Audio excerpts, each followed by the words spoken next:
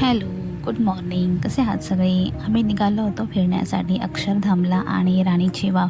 तर दुपारी जेवून आम्ही निघणार होतो. जेवण केलं सगळ्यांनी लवकर आणि आम्ही निघणार होतो. जेवणामध्ये दुपारी खास बासुंदी होती. बासुंदीसुद्धा खूप छान होती आणि आम्ही निघालो नंतर. 15 ऑगस्ट असल्यामुळे हॉटेलला खूप छान डेकोरेशन केलं होतं. मस्त वातावरण होतं, पावसाचं झालं होतं. वाटत होतं पाऊस येणार आहे, पण काही पाऊस आला नाही. त्याच्यामुळं मस्त फिरलो आम्ही. आमची गाडी आली आणि आम्ही निघालो. तर हा आमचा ग्रुप आहे असा 7 स्टारचा. तर तिकीट काढलं आणि आणि आम्ही गेलो आतमध्ये.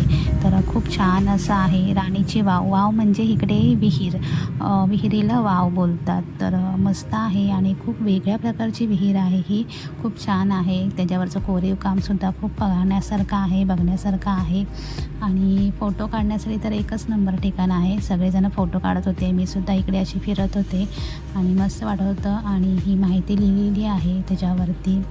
तर तुम्हीसुद्धा येऊ शकता इकडे आणि तुमचा टाईम स्पेंड करू शकता.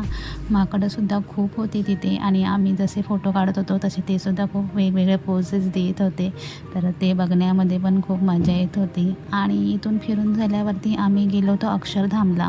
अक्षरधामसुद्धा एक नंबर ठिकाण आहे, पण तिथे आम्हाला मोबाईल अलाउड नव्हता, म्हणून मला तिथलं शूटिंग करता आलं नाही किंवा आम्हाला फोटोसुद्धा नाही काढता आले. तर तुम्हीसुद्धा येऊ शकता आणि खूप सुंदर असे ठिकाणं आहे तिकडे पाहण्यासाठी. आणि तिथलं फिरून झाल्यावर आम्ही गेलो माणिक चौकमध्ये. माणिक चौक हे स्ट्रीट फूडसाठी प्रसिद्ध आहे. तर आमचे ढिंग साहब होते, त्यांना खास जायचं होतं माणिक चौकमध्ये आईस्क्रीम सँडविच खाण्यासाठी आणि पावभाजी खाण्यासाठी. तर त्यांच्यासाठी खास आम्ही आलो होतो इकडे आणि खूप छान असं फूड आहे तिथे, टेस्टी आहे. तर आम्ही खाल्लं तिथे पोट भरून आणि तिथून निघालो. मग कारण का खूप उशीर झाला होता, हॉटेललासुद्धा यायचं होतं. तर असं आणि गर्दीसुद्धा खूप होती तिथे. तर आपण भेटू नेक्स्ट व्लॉगमध्ये. तोपर्यंत बाय.